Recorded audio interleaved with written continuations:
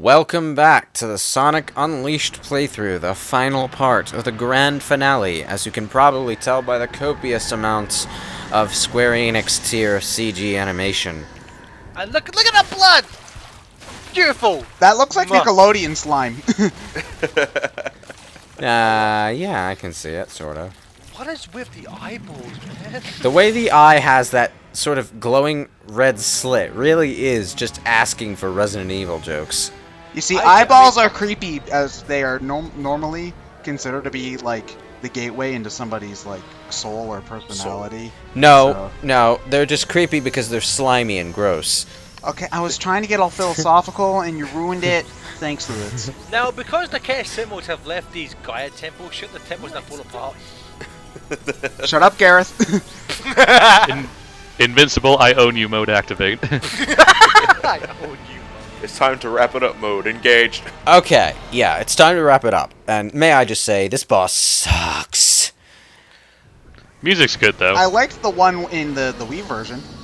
The one in the Wii version's fine. This is The one in the completely Wii version different. is just pretty much the Secret Rings boss battle again. Okay, so basically you have this at the very start you have 3D Doomsday Zone, which is kind of difficult to maneuver, but here's the trick. Okay, you might just fly past these rings.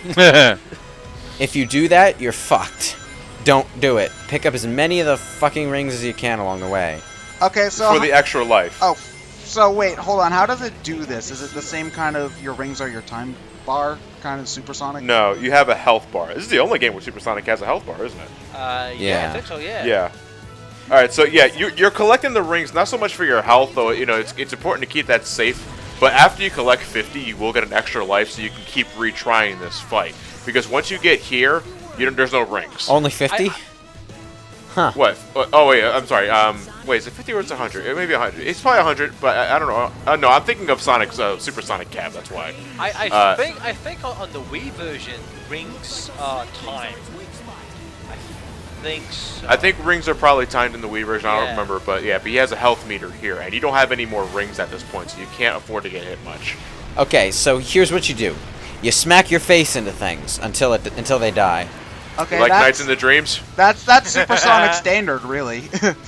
Yeah, except you can't see where the fuck you're going because the camera's jittering all over the fucking place. So in the Wii version, you don't have like, as you can see, like you got Chip's health bar at the bottom as well. Like in the Wii version, there's none of that. You just basically have to maneuver. It's kind of like at the start of this fight where the Gaia Temple charges towards Dark Gaia. It's kind of like that, but like you don't go towards him. You're kind of from a distance. You have to kind of wait for an opening, and then you boost into his face. It's not, that part's not great, I'll say, but it's better than this. Yeah. And I'm not just saying Nights into Dreams because of how Sonic controls, but if you go in a circle, you paraloop. Wait, what? Yeah, if you fly Sonic, if you fly in a circle with Sonic, you unleash a bit of swirly energy that damages the Gaia heads, and that's paralooping. You do that in Nights into Dreams. I didn't know that. Does it do more damage than smacking it with your face? Yeah, you see those swirly graphics there? That you do that with Sonic? Oh. Right there, like what just happened there. That's paralooping. Huh. Yeah. I did not know that. Right. Yeah, I will say I love this. I prefer the orchestral version of Endless Possibilities to the rock version. Not that version's bad by any stretch. It's just this is. You know what gorgeous. really sucks about this boss? Okay, whenever Dark Gaia tries to do something, the camera focuses on him. Yeah. So you can't see what the fuck you're doing when you're trying to dodge whatever he's. The rocks can come out of nowhere, and it's. Now. Fuck. You're playing things super cautiously. No, I was surrounded by rocks, and I can't trust myself not to smack into them. They're So all if you too so close much together. touch a rock, you take damage. Yeah. That's dumb. In Doomsday Zone, you just fly through those fuckers. Yeah. But these are Dark Gaia rocks. Well, you still didn't want to hit the rock. You still didn't want to hit the rocks in Doomsday Zone because they slowed you down. But Yeah, but it hurts you. They don't hurt you in Doomsday Zone. nothing hurts you in Doomsday Zone. Is this the part where? This is the part where you push buttons because the screen tells you to. This was 2008, where QuickTime events were a lot more. I don't like them. No, I don't like him either. Well, no, I don't mind them, but not hit the X button 50 fucking times. Well, no, I feel like it's not interactive. Yeah, it's. I mean, like, quick time events are kind of like those kind of DVD mini games they put in like DreamWorks movies. You know, like it's kind of, as I said, it's not immersive. It kind of really takes you out of the gaming experience. But Lewis, please tell me you pause for every one of these. Yeah. Pause. There's only one thing I really don't like about the Perfect Dark Gaia boss battle is that it's how you finish it. You head straight for the mouth, but while doing so, you clearly clip through his thumb. What? Yeah, it's right here. All right, Shining reference. Oh, right. Yep. Johnny, that's not a clip. And as we see, Sonic just goes through his eye. He's went through his thumb. All right, that's what happened. This is where Sonic just commits flat-out murder. That was the last thing you did in the game. Mash And watch it. the X And button. look at that face. That took less effort than the final blow in Devil May Cry 4. I said it, but I love how jacked up Perfect that guy's face is bleeding everywhere. Yeah. It's pretty dark for a Sonic game. You know, I kind of like it. And then he sinks into an ocean of lava. No, that's Yeah, not he's going deadly. back to Bowser sleep. survives that like every other week. But Bowser doesn't bleed yet. Tell me, do you bleed? Oh wait, hold on. I have a theory. The green shields in the classic Sonic games were actually Gaia energy formed by Chip. Yeah, I just got to ask you to shut the fuck Shut up. Right now. My fan fiction will explain it all. You'll all Leave see. game theory to Well, game you know, theory. that still wouldn't be as stupid as the Heart of Darkness in the Legacy of Kain games, being this magical artifact in all the games except the first one, where you can find the same Heart of Darkness 50 times throughout the game, and it's always from the same one vampire. But oh man. So we get the same camera angles we got before, except everyone's happy everyone's this happy. time. Which, to be fair, I think they did something similar in SA2. In the cutscene Oh where they god, the pull off. textures on the ground here. Did you see them? It's like this Yeah. one little patch of ground has like the most amazing texture, and everything within like a 10-foot radius of the Egomatic is like muddy as hell. I would say this is like. I don't like it when they get real goofy with Eggmans and shit like this. I'm like, you start the game with him blowing up the fucking planet, and you end it with him like chasing his stupid little robot into a sunset. You know. I think I like Eggman best when he has a balance of the two elements. It's just they don't exactly blend here. I'll get fat from eating your black hearts. Well, it's like I have no problem with Eggman being a comedic character, but I don't like it when they make a joke out of him with like Yeah. that, with like him like trying to kick a robot, doing a backwards somersault and shit like that. I think that's just taking it. And that's how Mario and Sonic in the Olympic Games were created. I mean, again, I said it before. I think Colors has the best balance of Eggman being a credible threat and still being comedic. Now we get this scene where Amy and Pickle are basically just talking about how amazing Sonic is. Oh, but Is this dialogue from Kingdom Hearts? What the fuck is this shit? We need darkness along with the light. Darkness gives us sleep. Darkness, Okay. darkness, darkness, darkness. Alright, Sora, shut up. No one cares. I can think of the true villain of the game is Xehanort. It's like, fuck us, he's everywhere. No one cares, Professor Pickle. He's just like, what the fuck are you I talking love about? I love all of these like prophecies and shit about balance when it's always balance is light winning. Okay, sure. It's like, Amy, I can read between the lines. Save the speech for later. It's hedgehogism for shut the hey, fuck up. you know, in Star Wars, maybe balance was the Jedi Order getting fucked up the ass. Who knows? Yeah, exactly. It's just like, It was. why would you want to bring balance to the Force when you're the one in charge? I like the way that that this scene goes, where Chip returns Sonic back to the surface, because Sonic is asleep. So, and he's like, in the robot's hand, the Colossus's hand even. Well, it looks like a robot. And basically, what he does is he just chucks Sonic up through the Earth's crust. Yeah.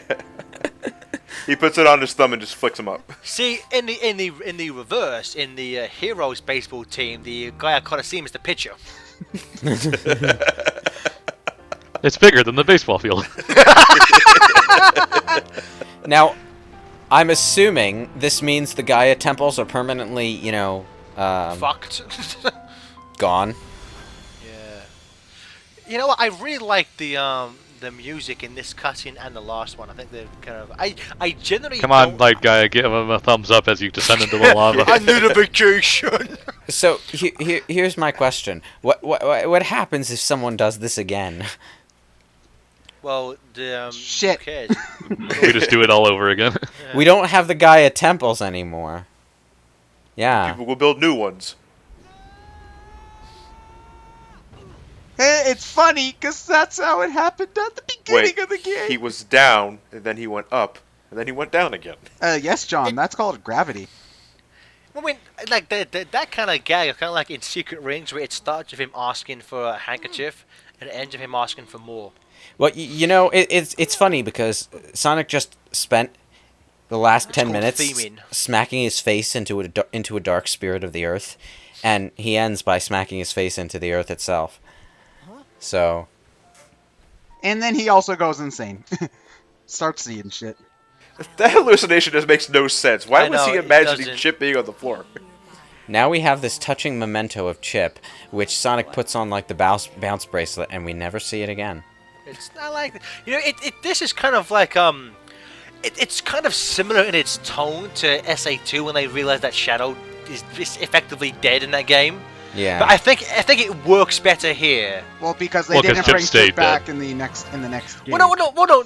Not just that. It's because Sonic and Chip have a better relationship in this than obviously Sonic and Shadow. Like Well, Shadow's, Shadow. It's a similar kind of idea, but the idea was more Shadow redeeming himself than Chip and Sonic's like friendship. It's a different kind of tone that they were. It's similar but different.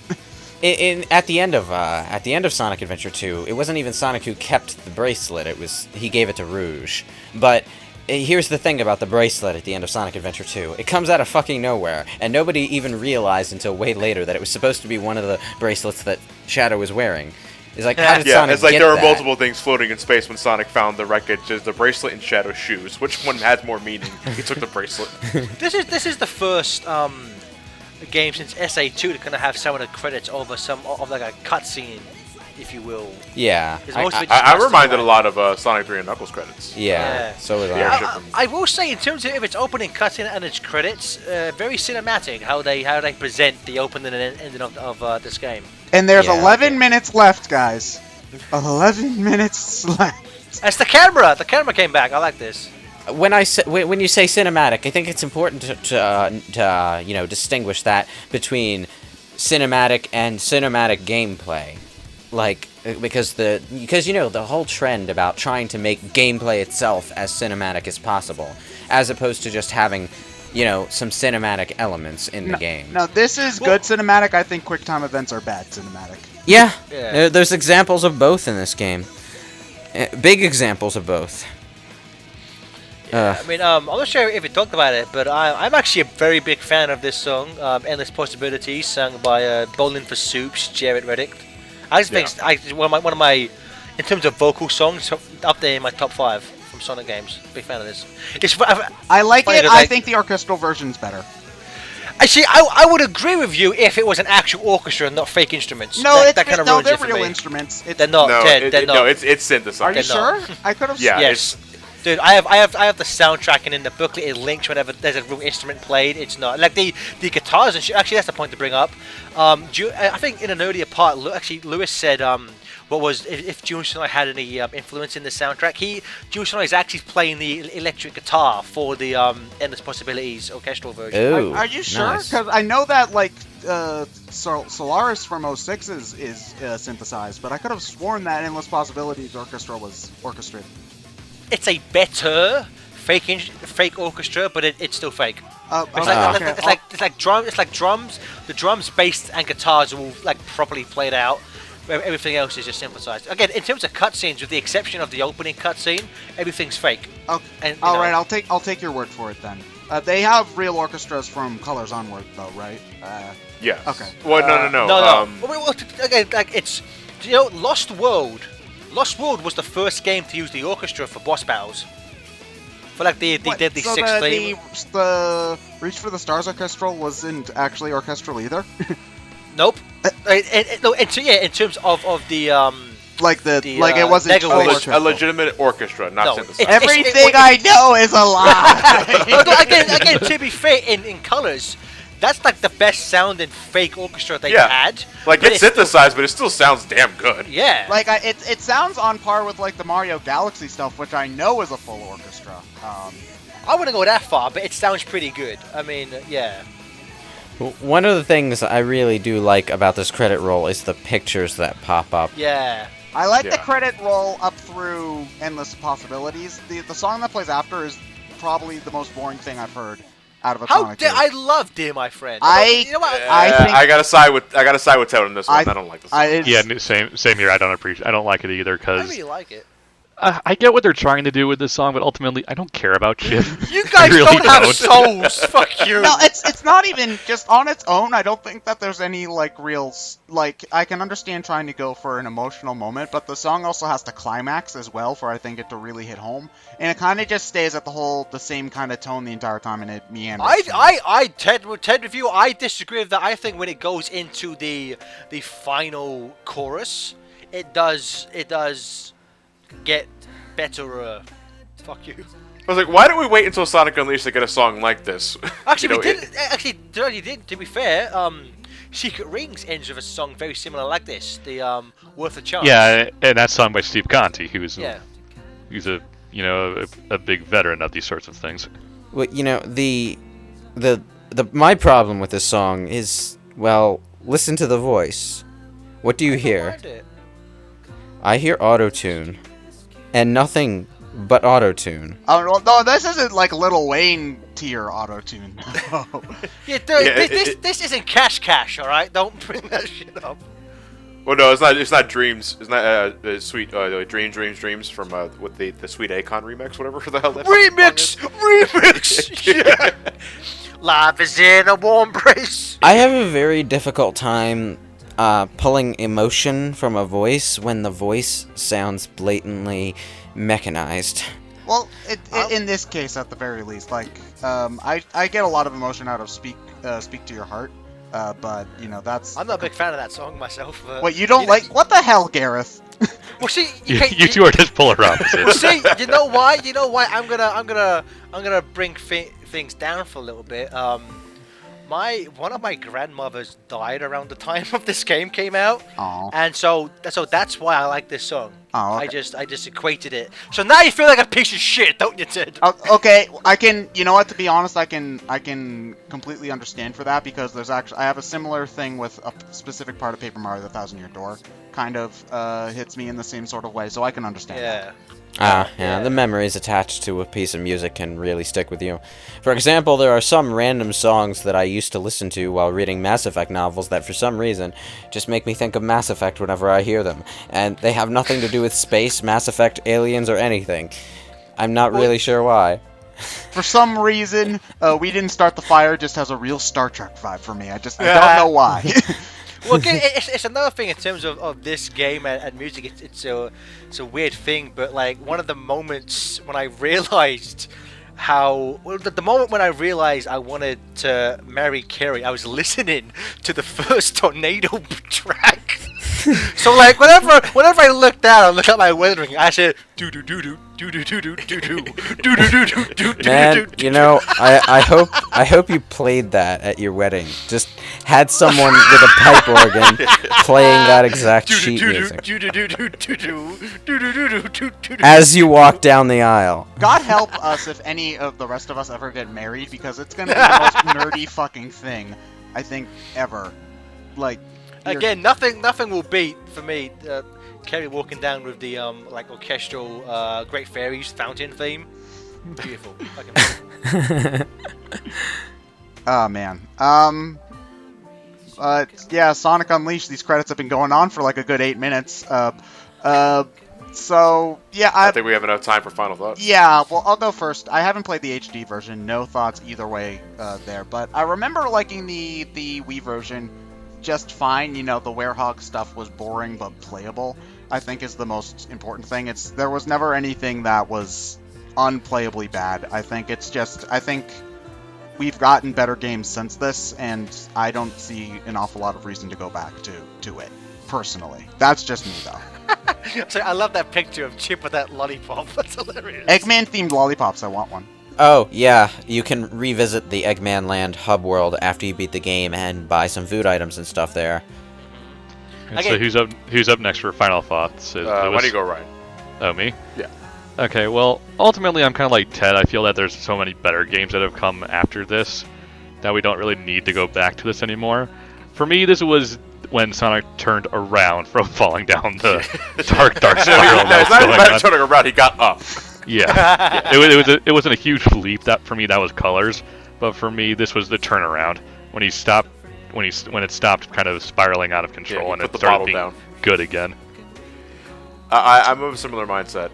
I deeply appreciate what Unleashed did for the franchise before the second fall, but you know, Unleashed to me is better on revisits when you can ignore the werehog, because that's all I do nowadays when I'm going back to Unleashed. I'm just picking the stages off the world map and just revisiting that way at max speed, at max level. You could say that about a lot of Sonic games, though. Yeah. But you know, Unleashed is no different, and I think Unleashed benefits from that because there's no reason to go to the werehog. Your first playthrough of this, I mean, it really depends on what you're looking for in a Sonic game, but you know, it's not going to be a good time if you're just looking for a classic Sonic experience. You're going to hate the werehog. And in hindsight, the werehog's better after recent games, but it's still not enough to justify its appearance. It's needless filler. I don't need it there. Just give me the daytime stages all the time, and I'm good. But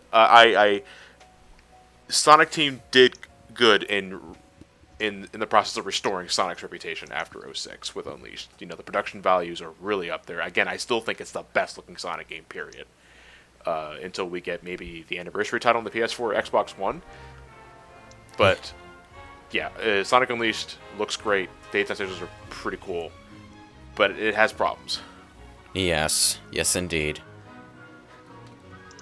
And I guess just insert a parrot repeating everything Johnny just said.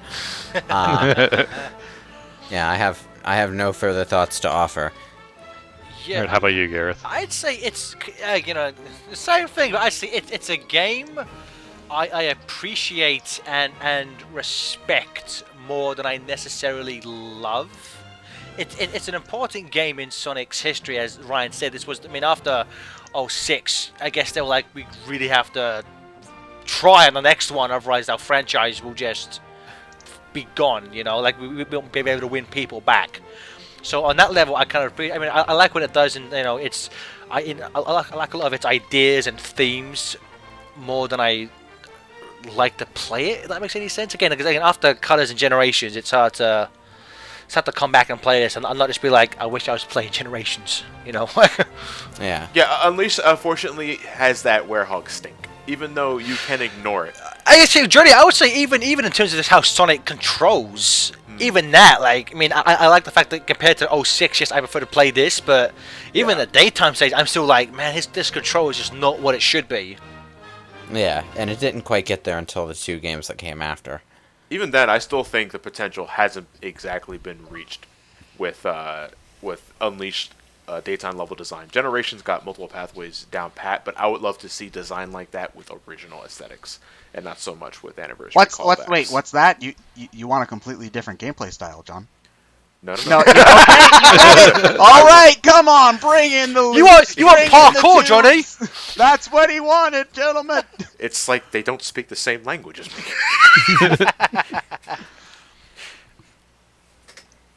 Support our Patreon. Yeah, support.